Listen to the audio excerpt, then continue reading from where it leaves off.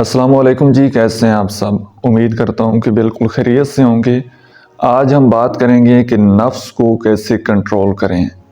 ایک سپیرا تھا جو اکثر جنگلوں اور پہاڑوں میں جاتا تھا سانپوں کا شکار کرنے کے لیے، اور مختلف نسلوں کے مختلف قسموں کے وہ سانپ پکڑتا اور پھر ان کو پکڑ کر شہر میں لاتا تھا۔ لوگ دیکھنے کے لیے آتے تھے، لوگوں کو تجسس ہوتا تھا، تو وہاں سے یہ اس کا ذریعہ آمدن تھا۔ اس طرح سے وہ اپنی روزی روٹی چلا رہا تھا۔ تو ایک دن وہ حسب معمول اسی طرح گزر رہا تھا پہاڑوں کے درمیان کوئی سانپ تلاش کرنے کے لیے، تو اس کی نظر ایک اژدہا پر پڑی۔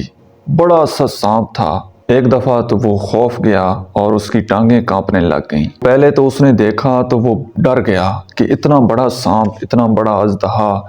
تو وہ خیر اس نے تھوڑی بہت ہمت کر کے، وہ وزنی بھی بہت زیادہ تھا، تو کسی نہ کسی طریقے سے وہ برف میں اس وقت پھنسا ہوا تھا، تو اس نے کسی نہ کسی طریقے سے اس کو وہاں سے کھینچ کر وہ لے آیا شہر میں۔ اب جیسی ہی صبح وہ شہر میں لے کر آیا تو لوگوں کا ہجوم اکٹھا ہو گیا، رش لگ گیا چاروں طرف کہ اتنا بڑا سانپ، اتنا بڑا اژدہا۔ تو جیسے جیسے تھوڑا وقت گزرتا گیا، سورج کی کرنیں وہ بھی نکلنے لگیں اور لوگوں کا ہجوم بھی ساتھ ساتھ بڑھ رہا تھا۔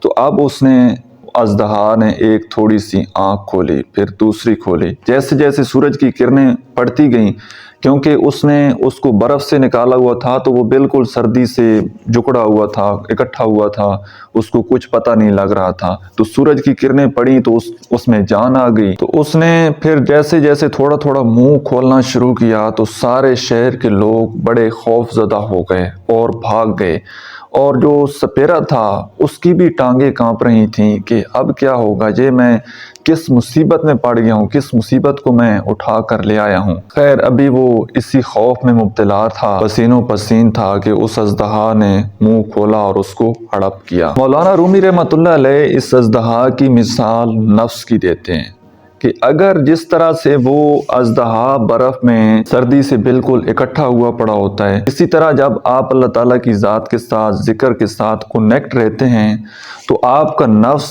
بالکل اسی طرح اکٹھا ہوا پڑا رہتا ہے۔ لیکن جیسے ہی آپ ذکر اذکار کو چھوڑتے ہیں، نماز چھوڑتے ہیں، اللہ تعالیٰ کی ذات سے دور جاتے ہیں تو یہ فوراً اسی وقت اژدہا بن جاتا ہے۔ نفس ہمیشہ آپ کو دنیاوی خواہشوں کے پیچھے بھگائے گا کہ یہ چیز بھی حاصل کر لو، یہ چیز بھی حاصل کر لو، کیا کرنا ہے ذکر اذکار کر کے۔ جیسے ہی آپ نماز پڑھنے لگو گے یا کچھ ذکر اذکار کرنے لگو گے، اللہ والوں کی صحبت میں بیٹھنے کے لیے آپ تیاری کر رہے ہوں گے، تو یہ نفس آپ کو روکے گا۔ اس کو بڑی تکلیف ہوتی ہے، اس کو بڑی پین ہوتی ہے۔ نفس تب خوش ہوتا ہے جب آپ اس کی مرضی کے مطابق چلنا شروع کر دیتے ہیں۔